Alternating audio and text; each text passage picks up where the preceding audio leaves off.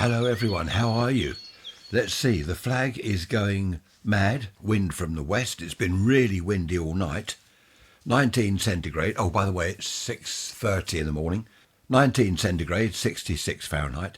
96% humidity, which isn't surprising because we've had pouring rain all night. Apparently today is meant to be sunshine all day. So I don't know when that's going to begin, probably a bit later on. 10-12 millibars on the barometer. In this episode, a typical day in the 1960s or 1950s or 19 whenever. Be looking back at a day in the life of. Also, Chinese whispers. Now this was sparked by an email from Colin. Hello Colin. Colin says, do you think that social media misinformation, which of course is in the news at the moment, certainly here in Britain anyway, false information, disinformation, fake news, hoax news and all this sort of stuff, do you think this is anything new? Because surely we had this sort of thing decades ago. He says back in the day we had Chinese whispers, which is true. I'll be talking about that a bit later on, Colin, because I do remember that back in the 60s and 70s, someone would start a little rumour deliberately. Anyway, I'll talk about that a bit later. Okay, let's move on. Are you sitting comfortably? Then I'll begin. Do you remember that? That was Listen with Mother on the radio back in the 50s. Then there was Watch with Mother, wasn't there? I don't know why I just thought of that. Where to start? First of all, how are you? Hope you've been well. Hope you had a good week. Whatever you've been up to, wherever you are in the world. Lots of things happening in the UK. Not going to go on about politics because we don't do that here, do we? This is our escape from politics, the radio, the TV.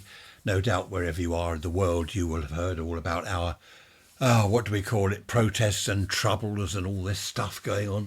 Wouldn't it be nice if everyone was calm and quiet and, I don't know, serene and tranquil, like things are in the woods? Should I bang on about the woods? No. So what have I called this episode? A sort of typical day in the 60s. I'm often asked, this is by email from various people that listen to this, what was it like in the 60s? What was a typical day? Well, I won't go on about school because I think I've banged on about school enough over the years, haven't I? How I hated school. School hated me. We just didn't get on. School and I didn't see eye to eye. 3 eyes there. That wasn't very well phrased. So not about school. I started work when I was 15. And I remember my first day at work. First of all, the routine in the house. There were 6 of us, 4 children, mum and dad. Breakfast was very different. Well, certainly in the 50s and the 60s, very different. We didn't have cooked breakfast in the week. No doubt some people did. Fried bread, fried egg on fried bread with fried bacon and whatever else. That was a typical sort of fry-up, fried sausages, fried mushrooms, fried tomatoes. That was a weekend breakfast. Everyone seemed to have fry-ups back then, whereas these days it's all, air fryers and whatever these devices are called. Those kind of big glass bowls with a car headlamp in and a fan. They're quite good actually, we've got one. I remember when I was school age, I'm not going to go on about school, going around other people's houses, other kids' houses, and very often on the cooker, there's a frying pan, a gas or electric cooker, there's a frying pan full of fat. What people used to do, they used lard. And you put a lump of lard in the frying pan, you'd fry all your stuff for breakfast, and then leave the frying pan on the cooker, and it would cool down and the lard would solidify. And if you look at it, there's bits of bacon rind in there, bits of bread, crumbs, fried bread, bits of food from not only yesterday's breakfast, but it would stay there all the week. I don't know how long people used the same lump of lard. I mean, lard in itself was disgusting, wasn't it? But I do remember that. I don't remember my mother. If you're listening to this, Mum, I expect you're breathing a sigh of relief. I don't remember my mum leaving the frying pan on the cooker, or the stove as it was called, full of old solidified fat, ready for the next fry-up, ready for the next load of stuff you chuck in there and sizzle away and stink the house out. But fry-ups, as they are today, I mean, are full English these days. Is that a fry-up? It's not really, is it? I don't think people have fried bread anymore. But during the week, it was cereals. Not all these fancy cereals that kids have these days. I suppose basically it was cornflakes. We had Weetabix, shredded wheat. Did we have shreddies? We didn't have Cocoa Pops. The children's cereal was Rice Krispies. What was that? It went pop, crackle and bang or something. Do you remember the adverts? So we had cereals and perhaps toast and marmalade. Again, we didn't have chocolate spread. And is it Nutella or Nutella? We didn't have chocolate spread and all these weird things. It was just basic stuff.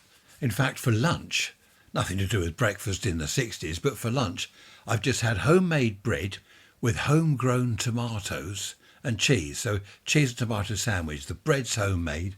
The tomatoes we've just picked off the plant. Is it a vine? And it was wonderful. As Trish said, no processed stuff there except for the cheese. So I said, well, let's get a cow. Then we can make our own cheese. It would still be processed, of course. Would it be processed? If you keep churning the milk into cheese, there'd be nothing added to it. What do they add? Things like, well, they don't add rennet these days, do they? What's rennet? Bits of people's intestine or something. They don't do that these days. So breakfast back then, it was basic cereals and toast. No fry-ups in the week. The weekend, of course, Sunday breakfast, that was a fry-up. So that was the start to the day. We'd get up, have a wash, no shower. You didn't have a shower or a bath. That was on Sunday night, bath night. So all week we didn't wash properly. Well, we had what we called a strip wash. You stand in front of the basin and what's that expression? You wash your pits and bits. Something like that, pits and bits. That's an awful expression. Moving away from washing, one thing about the cereals at breakfast, they had toys in. I think it was cornflakes. I don't know what other cereals had toys in them. Do you remember there'd be a little plastic bag with some stupid little toy in it, a little plastic soldier or a toy car? And I remember everyone raiding the cornflake. If it was a new box, the cornflake box, rip the lid off, make a mess, get the bag out. Half the cornflakes go all over the table because we're all looking for the toy. Each of the 4 kids wanted the toy. Not me so much because I was older. I was the eldest. Is it eldest or oldest? We've been here before, haven't we? I must look that up. So that was good fun. The bacon rind, if you did have bacon, Mum used to cut the rind off. I mean, I didn't eat it because I didn't eat meat at all. I think I was put off with bits of intestine and things at school. I keep mentioning school. Mustn't mention school. Mum would cut the bacon rind off and we'd hang that out for the birds, which was a good idea. The birds seemed to like that. We had tea, not coffee. We weren't a coffee drinking nation back then. We were tea lovers. I remember my grandmother, when I stayed there on the odd occasion, she'd have sort of 11s, as it was called, coffee at 11 o'clock, made with milk. She'd boil this milk in a pan on the gas cooker and it would stink the house out. I hate boiled milk. And there would be a skin on it. She'd pour it into her cup to make the coffee and there's this skin on it, which again was disgusting. Thinking about it, I don't like food at all or drinks, but we were tea drinkers in the main. For tea, when you wake up in the morning, it was a cup of tea, perhaps a cup of tea with your breakfast, cup of tea with lunch, afternoon tea. In the evenings, we had tea in the evenings. Proper teapot, of course, and the sugar bowl, the little milk jug, the tea cosy, all done properly, which Granny had knitted. Grannies were always knitting tea cosies. For those of you that don't know what a tea cosy is, it's like a hat you put over the teapot to keep the tea warm. And they were knitted by grannies and things like that. It's funny looking back, isn't it? Boiled eggs were also quite popular with children especially. You'd have a boiled egg and soldiers, You'd cut the bread into strips and you dig them into the egg and they were soldiers. So that's breakfast time. And then, of course, we'd all leave the house and leave Mum to do all the washing up. I didn't make my own bed.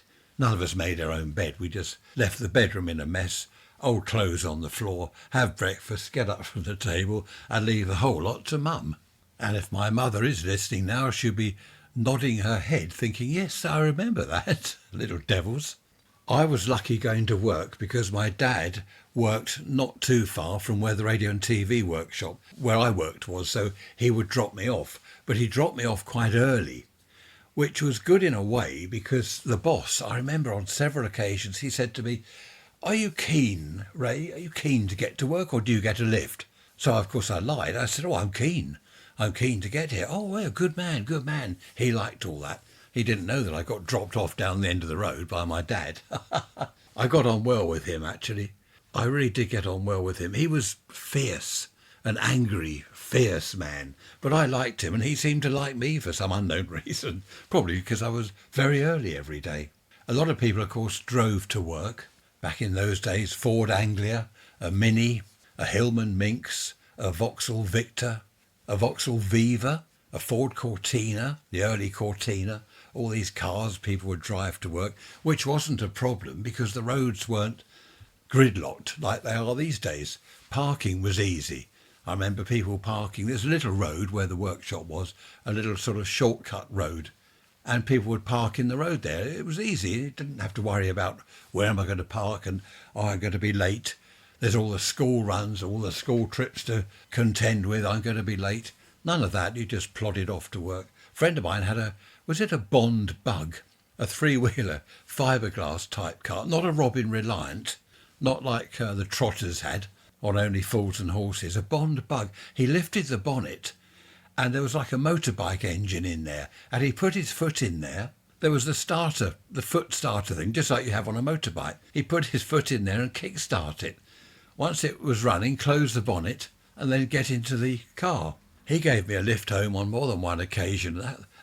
That was strange. I used to laugh every time and he'd say, "Don't laugh, I'm giving you a lift. If you laugh at my car, I won't give you a lift, you have to walk." What I sometimes did was get the train home because the workshop was virtually, well, it was opposite the railway station and the other end it was only a 10-minute walk. So I'd get the train, only a couple of stops. And if my dad was unable to give me a lift to work for whatever reason, or a lift from one of the lads, there was one chap lived not too far away from me. He used to charge me sixpence to give me a lift to work or back from work on the back of his scooter. Sixpence. Towards the petrol. I remember that. Derek was his name. Are you listening, Derek? You still around? You're a bit older than me, weren't you? I'd say, "Can I have a lift home, Derek?" "Yeah, sixpence." I'd have to give him a tanner, as we called it, a tanner. Happy days. This other chap at work had a Lambretta, was it LD 150 or whatever it was, LI, and he was selling it 20 quid. I said, "I'll have that." It was worn out. I had to have a new piston fitted and have it bored out in the end because it wouldn't go at all. You sit on it, it might just about go on the flat, but not up a hill. That's why I had a scooter. He just happened to be selling it. Had it been a motorbike, I would have bought that. I wish now that I had a motorbike and not a scooter. People used to say to me, and they do now, "Were you a mod or a rocker?" I was neither. I was a hippie. I just had this scooter. I remember going along with my friend on the Sompting bypass on the A27. We're burning along the road, side by side, about 50 miles an hour. That's about all the scooter would do. My engine's going, brrr, the two-stroke. His four-stroke motorbike engine's just going doof, doof, doof, doof, doof, doof. And I thought, why did I buy a scooter? Listen to his lovely motorbike engine. Why don't I go and buy this scooter? The chap I bought it from, Paul, are you listening? He married my sister in the end. So I can still, actually, next time I see him, I'm going to blame him. I had to have it rebored, a new piston put in. That cost 10 quid. 10 quid. Imagine that. I went over to Arundel somewhere and I was coming up Berry Hill. Look it up on the map. It's a very steep hill and the scooter wouldn't make it. I had to get off, walk beside the scooter, put it in first gear. I had to drive the scooter up the hill by walking beside it. It was that knackered, honestly. I remember people in cars driving past, tooting and laughing at me, opening the window, "All right," shouting out well, I can't say what they said, but shouting out obscenities. Of course, I just laughed. It was hilarious. Once I got to the top of the hill, I sat on the damn thing and I was all right going down the other side of the hill. That's when I decided to take it to Ray's Scooters. There we are, my namesake, Ray's Scooters. He said, "You need a new piston in that and it needs boring. It'll be 10 quid. So I said, "Yes, do it." After that, it was fine. But I do regret not being into motorbikes. So after the day's work, before I had my own scooter, I'd pay Derek sixpence to drop me off or get the train. And of course, Mum was cooking dinner. Now dinner, that wasn't a fry-up. These days, I don't know, virtually nothing's fried in a frying pan, is it? So we'd have a decent dinner, and then in the evening, for me as a teenager, it was all a little bit boring, so I'd go up the pub, even though I wasn't old enough, because I started work at 15. I didn't go to the pub every night, but very often the lads in the workshop would say, "Shall we meet up the pub 7:30, 8 o'clock?" "Yeah, okay, we'll go up the pub." Well, that reminds me of Paul again, my brother-in-law to be at the time. He'd say, "I'll see you there at 7:30. "Okay, see you there at 7:30, Paul. You'll remember this if you're listening." He was always late. I'd get there at 7:30. He'd turn up at 8, 8:15, or even later. I'd say, "Where have you been?" "Well, what do you mean, where have I been?" "Well, you said 7:30. "Oh, did I?" Always late. In fact, what I would do in the end is, if he said, "Oh, I'll see you up there. What time?" I'd say, "I'll tell you what, 8 o'clock. I'd get there at 8:30, and very often he still wasn't there. You remember that, Paul?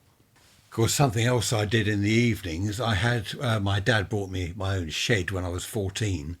So I was out in the shed. The pub thing really was only the weekend. I was out in the shed, building pirate radio transmitters. Excellent fun. Imagine that, 15, 16, well, all my teenage years. Out in the shed, building transmitters, putting up aerials, making up programs, DJing. Imagine me as a DJ. Oh, what fun. Such fun, as they say on the telly. Was that Miranda Hart, that programme? Such fun. It was good fun. Everything was good fun back then. Work was good fun. Everything was good fun. There were girlfriends, of course, quite a few girlfriends. I'm not going to go into girlfriends. Bit like school.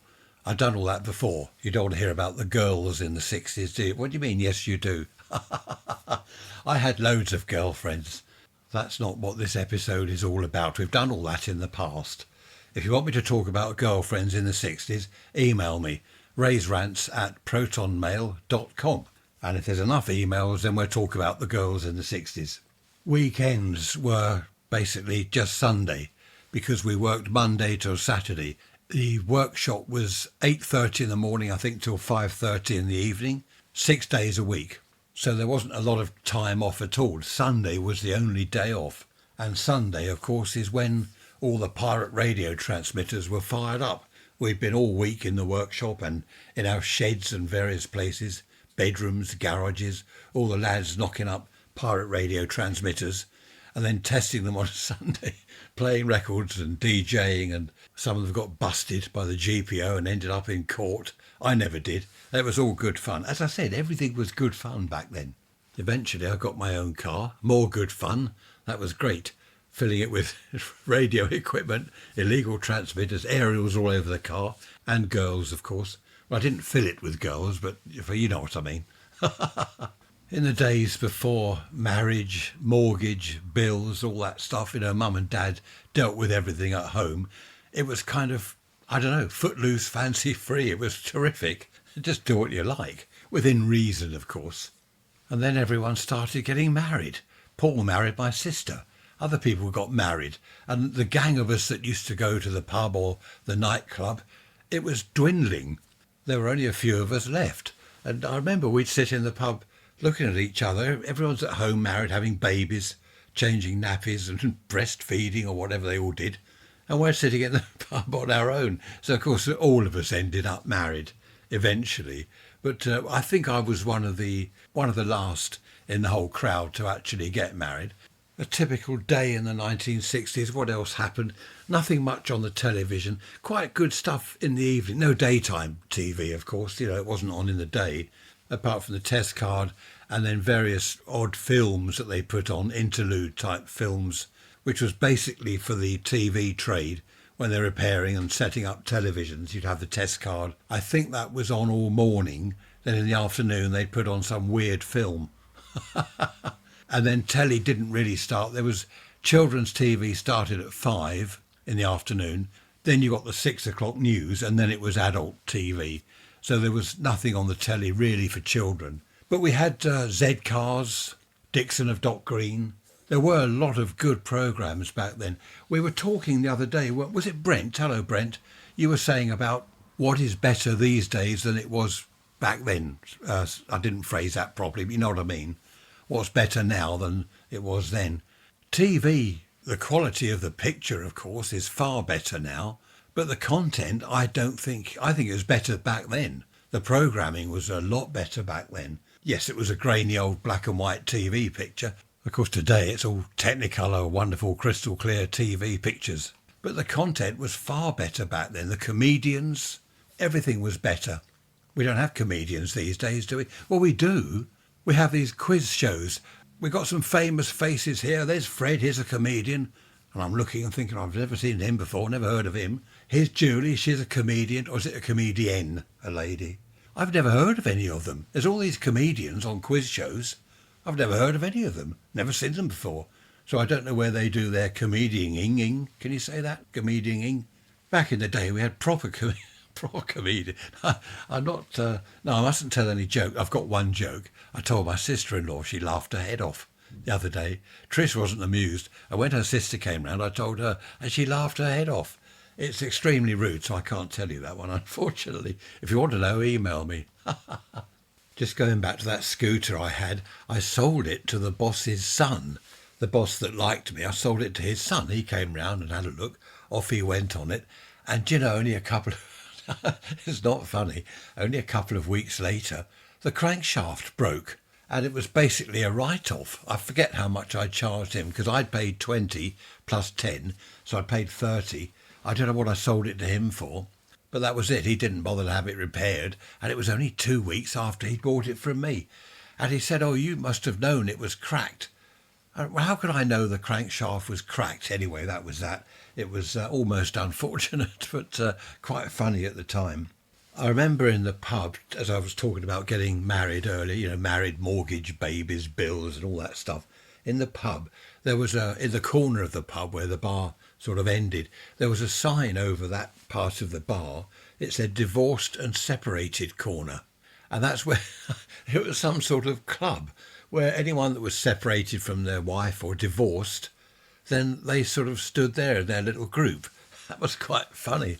I remember thinking, in a way, it was quite sad. You know, these lads are standing there. None of them were very old, sort of 20s, and they divorced or separated. There we are. Funny old world, isn't it? Going back to food and drink, as I said, we weren't coffee drinkers back then, as we are now. Coffee shops everywhere and coffee machines in people's kitchens. I don't like any of that. We weren't wine drinkers back then. In fact, in the 50s, when did lager come in? This isn't breakfast now, you understand. We didn't have beer for breakfast. Well, perhaps some people did. Old ladies would drink port and lemon. That is a lovely drink. Port and lemonade. Absolutely wonderful. I drink that. I love that. Not only at Christmas. Any old time I'll have a glass of port and lemon. That's nice. I don't like wine. I know port is fortified wine, isn't it? But I don't like wine. I don't like it at all. It's just vile stuff. But back then, we weren't wine drinkers, as they were in France. We'd hear stories about the French, or even the children. They sit at the dinner table. Even the children would have a glass of wine. And I used to think, you know, when I was a child, I used to think, well, that's rather odd. We're not allowed to have wine or anything. So basically in the pub, for the ladies, it was baby sham, cherry B, stuff like that. Perhaps vodka, later on vodka lime. For the lads, it was bitter, a pint of mild, Guinness. I never liked Guinness. So we weren't coffee drinkers and we weren't wine drinkers. And now both are very popular. Well, women all drink wine, don't they? What's Prosecco? Is that wine? Everyone seems to booze themselves on Prosecco. I don't even know what it is. Looks like fizzy wine, I don't know. Another thing in the morning, back in the early days, we all had a watch, but they weren't that accurate. You know, the old wind-up watches weren't particularly accurate. So everyone had a transistor radio in the kitchen in the 60s. In the 50s, they had an old valve radio in the kitchen. And you listen to the time announcements on the radio. If you're listening to, say, a music station, between each record, they say, oh, it's now 8:23, so you knew where you were. And a lot of people relied on that because your watch, well, my watch was always wrong. I had a Timex watch when I was about 11. It was a present. and it never did give me the right time. Do you remember the adverts, Ticker Ticker Timex? I think it was a cheap one. Sorry, Mum. It was a cheap one. Probably found it at a jumble sale. No, it was new, but it didn't keep good time. I remember being told, don't get it near a magnet. And this kid at school put a magnet on top of it. He was doing it to people's watches deliberately. And I think it was after that it didn't keep good time. I don't know. There we are, Timex, Ticker Ticker Timex. Good adverts back then. Email here from Caroline. Hello, Caroline. Nice name, Radio Caroline. That takes me back. Caroline says, my mum shouts. Yes, we're going back now to the episode of, the loud people shouting and loud music. She's saying, my mum shouts all the time. But she goes on to say, not shouting, arguing, she's just loud, she just shouts. Instead of saying, would you like a cup of tea, Caroline? It's, do you want a cup of tea, Caroline? Even though they're in the same room. I know, I know about that. I know about that, Caroline. Happy days. Televisions in the old days. I'll tell you why I'm going to mention this, because we've just bought a new telly and it's great, lovely picture, but the sound quality is disastrous. It's awful. It's like listening to a very small transistor radio, tiny little speaker. Why do they do that? It's one of these big tellies. I don't know how many inches, is it something inches? One of these huge flat screen things. It's lovely, it really is good, but the audio quality, the sound is just abysmal.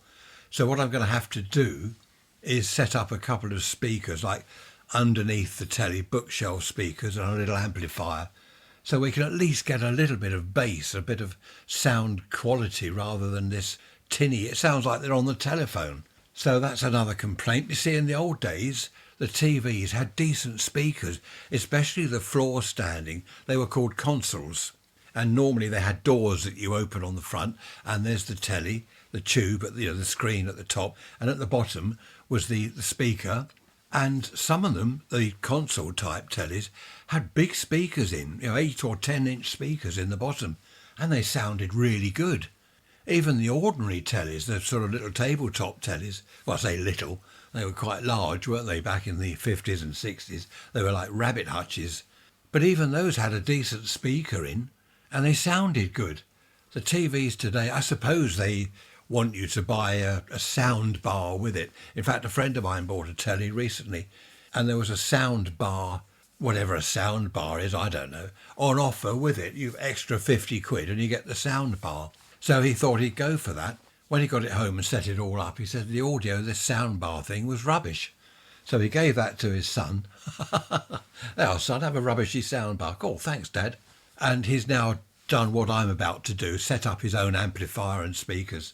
What are these sound bars? I know they're long things with sound coming out that you put under the telly. Then you get a woofer, don't you? I don't know. You see, in the old days, we had a proper speaker in the telly, none of this modern rubbish. I had a dreadful thought in the garden yesterday. I was tidying up things, taking down the sweet peas, they've finished. The ordinary peas, they've just about finished. They were nice. Nothing like eating peas, raw peas, out of what do you call it, the pod thing? Is it not a shuttlecock, is it? No, the shuck. I don't know what it's called. A pod, I think. Peas in a pod, isn't it? There's nothing like breaking open the thing and eating raw peas. Tricia hates it. She only likes them cooked. A lot of things are nice raw. Raw carrot is nice. I've tried raw potato. That's not nice. I like raw sprouts. Now, how about that? That's different. I bet you're all saying, oh my goodness, raw sprouts. Oh, no. Don't like sprouts, raw, cooked or otherwise. Cabbage is quite nice raw. I've eaten cabbage leaves before. From the heart, the middle of the cabbage. What I was going to say was I was sorting out some of the flowers, putting up the dead ones because they're finished. And it reminded me that autumn is on the way, isn't it? It's getting closer. We're now into August, September next. It's a shame, and summer never really did start. And the winter is so long. I don't know what winter's like where you are. Well, probably if you're up north somewhere like Alaska, then it's a very long winter, or up the North Pole somewhere. But it just seems to be, I don't know, it seems to be 10 months of winter and 2 of summer, if you're lucky. But there we are. So I've been tidying up the garden, doing a bit of sorting out, a bit of weeding here and there. And it just reminded me that The seasons come and go, don't they? This one's slowly disappearing. Daylight was 4 o'clock in the morning, because I'm always awake early, as you know.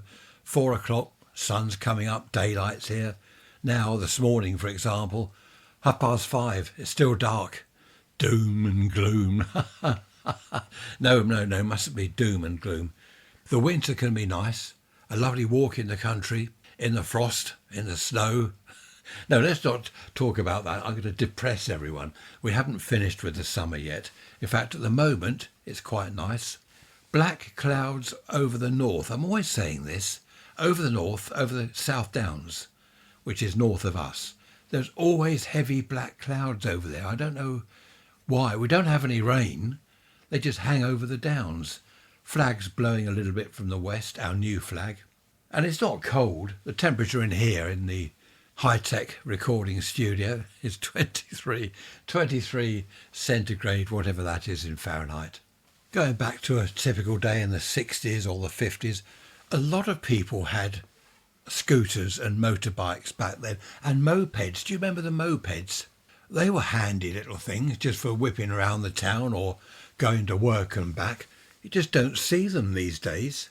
I don't know when I last saw a scooter on the road or a moped come down. You see the odd motorbike, but they've disappeared. I wonder why that is. That's strange, isn't it? I have often thought about getting a little moped. Do you know what they are? Do you have mopeds abroad? Australia, Spain, America? Do you have mopeds? Oh, you do in Spain, don't they? The Mediterranean countries. I remember whenever I've been down on holiday down there, a lot of people have mopeds. No crash helmet, nothing like that. Shorts, open sandals, if you fall off, you scrape yourself to bits. But down in the Med-type countries, they're used a lot. I suppose it's the weather, isn't it? It's lovely weather all the time, whereas here, a lot of the time it's raining, and to go out on a moped, you'd need to put all your gear on, waterproof stuff, and it's just too much, I suppose. Easier to jump into the car. But I have often thought of getting a moped. Tricia has said, no, you're not having that. I'm not going to visit you in hospital. What do you mean, visit me in hospital? Actually, it would be dangerous. Some old boy like me pottering around the town on a moped. Good fun, though. A friend of mine bought one recently, a kind of vintage one. And he used to sort of bomb round the place on that. He sold it in the end. I don't know why. I forget how much it was. Wasn't cheap. They're the vintage type. They're not cheap. Back in the 60s, of course, they were cheap. That's something else that I should have bought a few of.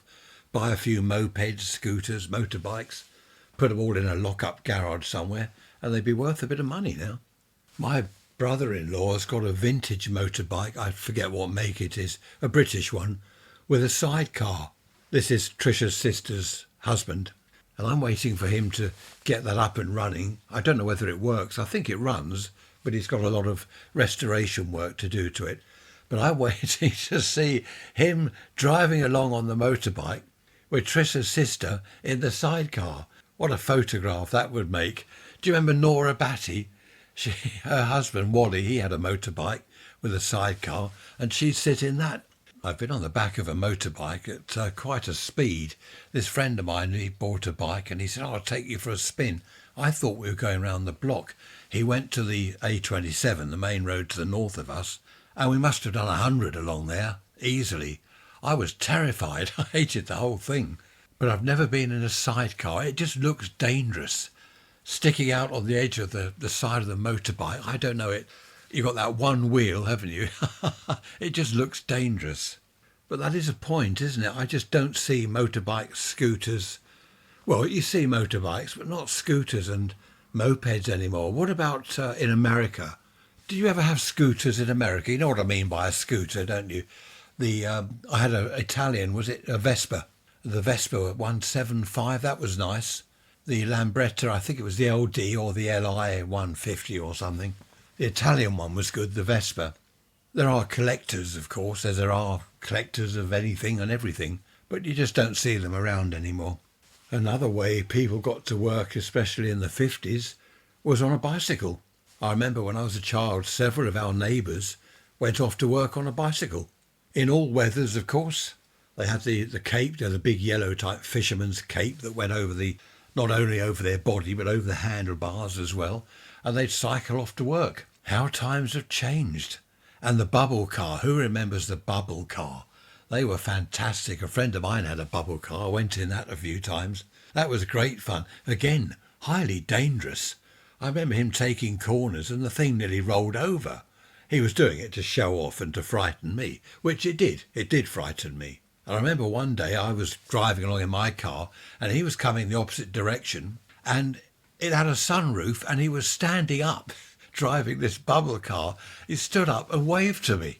I wish I had a photo of that. I remember Peter Jones, his name was. I wonder if you're still around, Pete. That was fantastic, standing up out of the sunroof, driving along in a bubble car. That picture will never leave my mind. It's etched. What a shame we didn't have mobile phones back then with decent cameras. That would have made a fantastic photo, or a little video clip even. Talking of bicycles, there were entire families that each had a bike. You'd often see mum and dad on their bikes and then 3, maybe 4 children on their bikes. The family all cycling down to the beach or wherever. And most kids, as they got a little bit older, would cycle to school.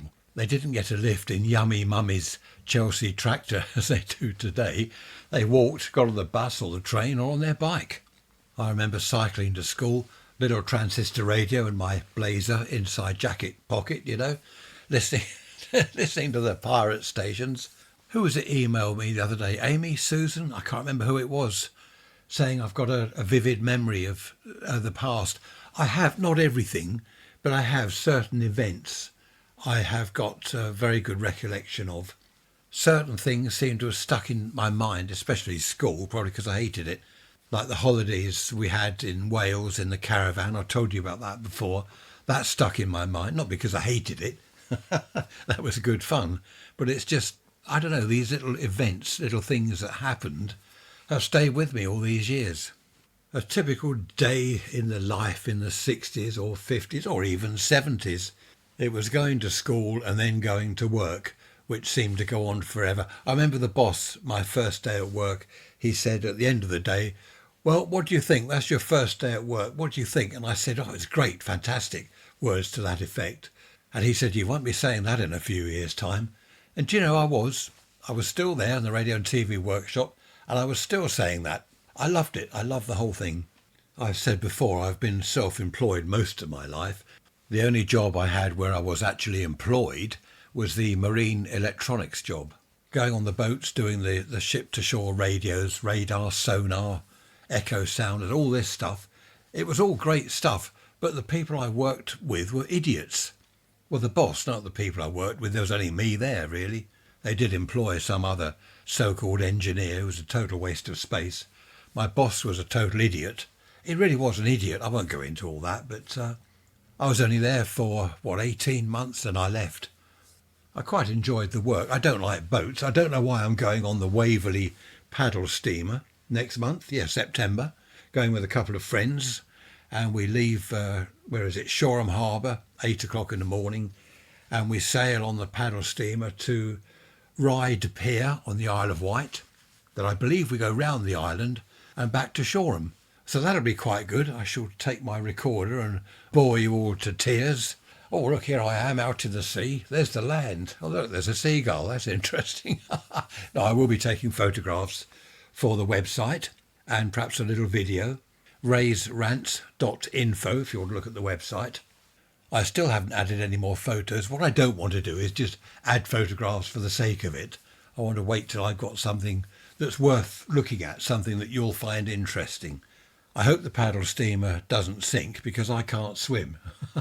I'm sure they've got life jackets. I saw a photo of it the other day. There are lifeboats. It's quite big. I thought it was a smallish boat, but it's probably a ship. It's quite big. A chap that was in the Navy, he said to me once, the difference between a boat and a ship, you can get a boat on a ship, but you can't get a ship on a boat. So that's a sort of rough rule of thumb, if you like. I think I've told you before, I'll be sailing past Bognor, and I don't think we'll be too far out from the shore, and I'll be able to see the Butlins, the tents, the big tents at Butlins. And I've told Tricia she'll be there with her sister and a couple of other friends. I've said go and all stand on the promenade and I'll wave at you. But they said, no, they won't be doing that because by the time we sail past Bognor, they'll be drinking Prosecco. So they're not going to stand on the beach. So that's a shame. It would have been good fun. Well, before I forget, several of you have asked about Gary the tortoise.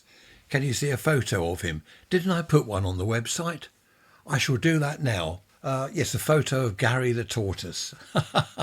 There's not much to see, really. He's just a tortoise, but you want to have a look. So I'll put a photo of him on the website, rants.info.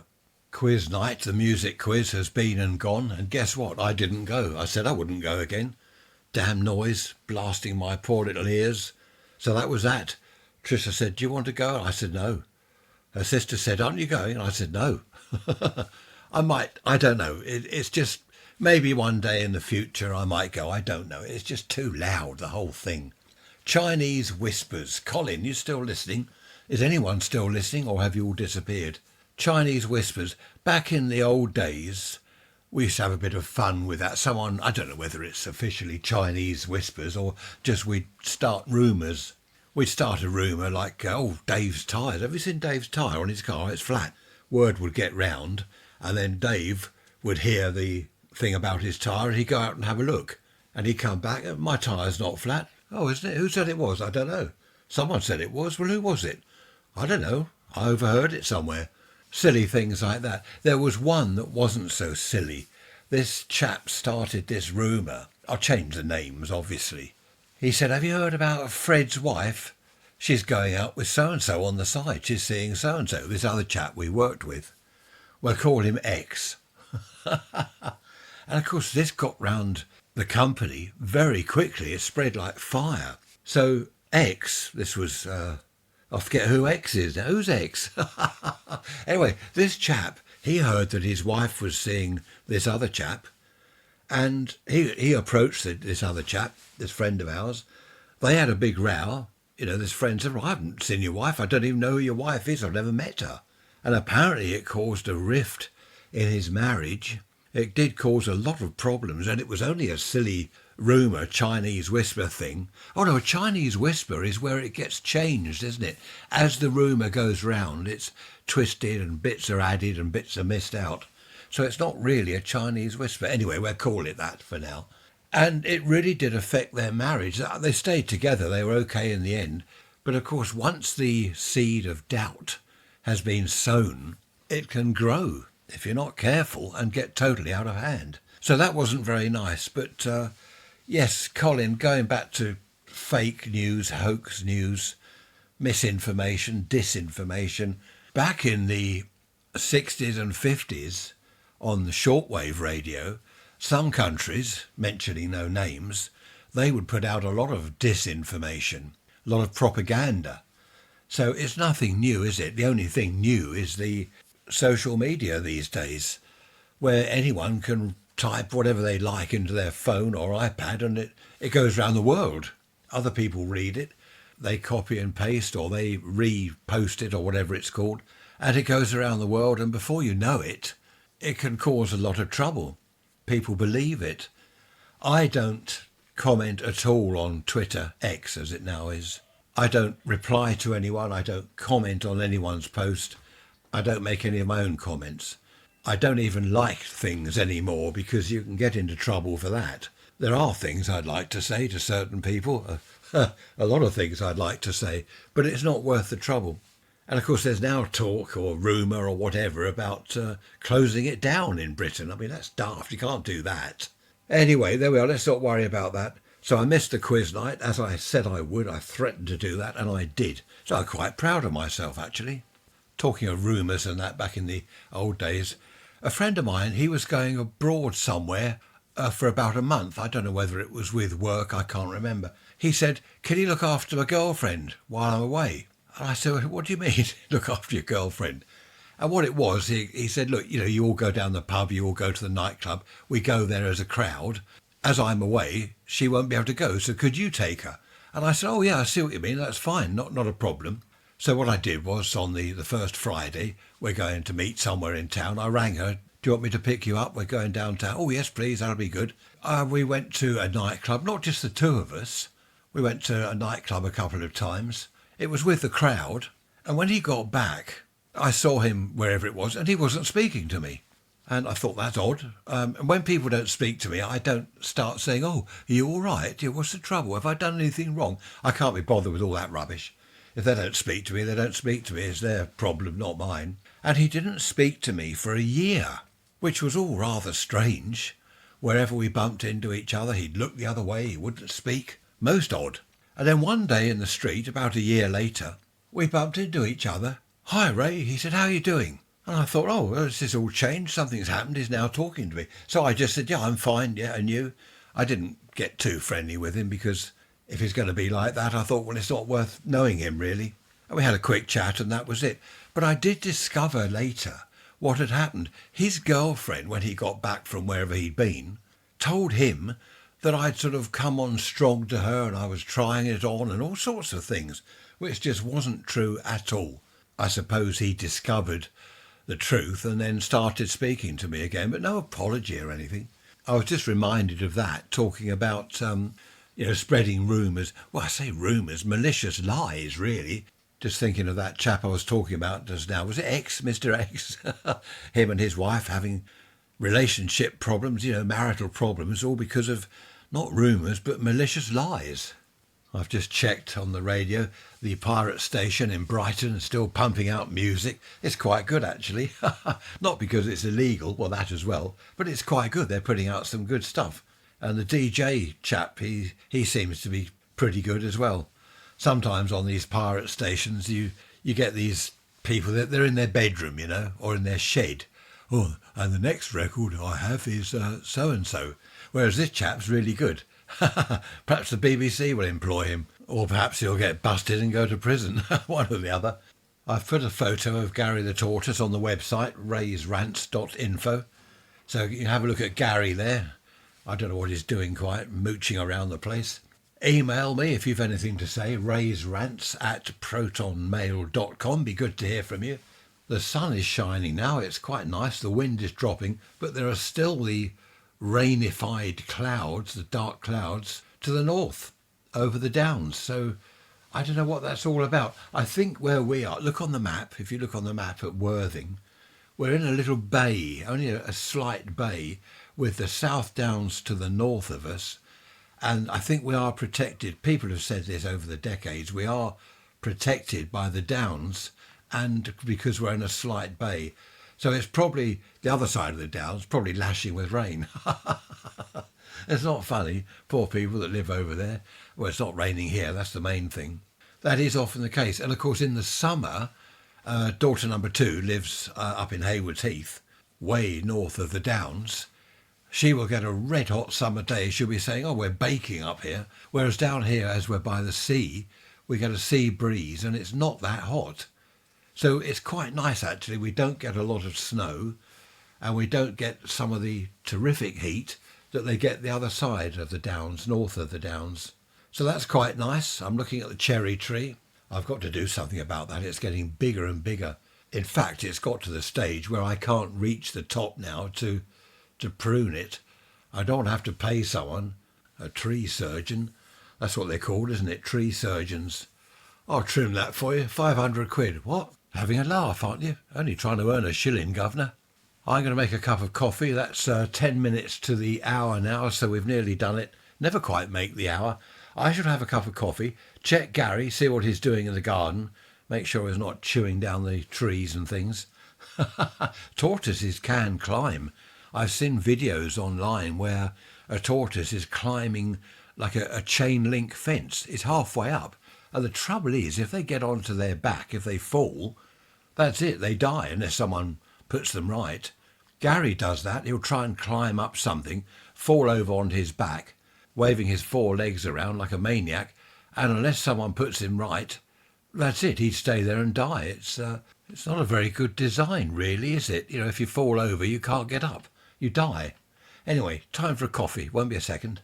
Right, that's the coffee made. Gary's all right. He's sitting in the sun because they have to get their heat from the sun, don't they? Or a lamp or whatever.